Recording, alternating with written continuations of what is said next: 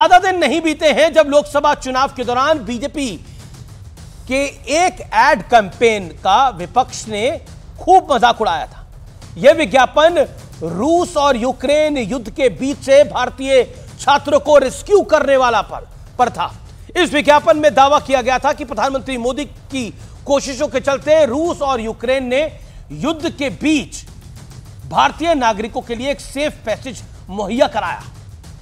विपक्ष इस विज्ञापन को झूठा और बीजेपी का प्रोपेगेंडा बता रहा था। आपको याद होगा, अब यूक्रेन के राष्ट्रपति जेलेंस्की ने एक भारतीय अखबार को एक इंटरव्यू दिया है और इस इंटरव्यू में जेलेंस्की ने जो कुछ कहा है वो आपको ध्यान से सुनना चाहिए। जेलेंस्की ने कहा है कि प्रधानमंत्री मोदी रूस यूक्रेन जंग खत्म कराने में एक बड़ी भूमिका अदा कर सकते हैं। उन्होंने यह भी कहा है कि सेकेंड यूक्रेन पीस समिट नई दिल्ली में ही होना चाहिए और ऐसा सिर्फ मोदी ही संभव करा सकते हैं। महात्मा गांधी कहा करते थे, आपके विरोधी पहले आपकी उपेक्षा करेंगे, फिर आप पर हंसेंगे, फिर वे आपसे लड़ेंगे और फिर आप जीत जाएंगे। भारत की ताकत का मजाक उड़ाने वाले क्या अब जेलेंस्की को भी मोदी का भक्त, बीजेपी का कार्यकर्ता, आरएसएस का स्वयं सेवक कह के बुलाएंगे? क्या जेलेंस्की पर भी आरोप लगेगा कि बीजेपी को महाराष्ट्र और झारखंड के चुनाव में फायदा पहुंचाने के लिए वो ऐसा बयान दे रहे हैं या फिर ईडी के दबाव में ये बयान दे रहे हैं? विपक्ष को मोदी का विरोध करना है तो मोदी की कमियों पर फोकस करे और उनका कर्तव्य करे।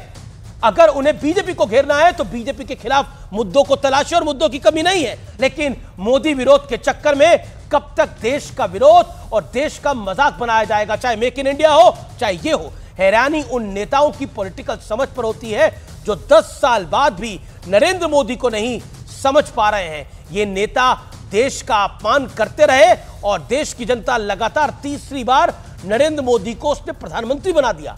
जेलेंस्की ने अपने इंटरव्यू में एक और बड़ी बात कही है। मोदी आबादी और इकोनॉमी के हिसाब से एक बहुत बड़े देश के प्रधानमंत्री हैं, इसलिए किसी भी संघर्ष को रोकने में भारत का और मोदी का एक बड़ा असर हो सकता है। यहां जेलेंस्की भारत की बात कर रहे हैं और भारत की 140 करोड़ कोटि जनता की बात कर रहे हैं। जेलेंस्की नरेंद्र मोदी को 140 करोड़ लोगों का प्रधानमंत्री बता रहे हैं। वो भारतीय जनता पार्टी के नेता नरेंद्र मोदी की बात नहीं कर रहे हैं। ये बात स्पष्ट होनी चाहिए। ये देश बहुत बड़ा है, देश से बड़ा कुछ नहीं है।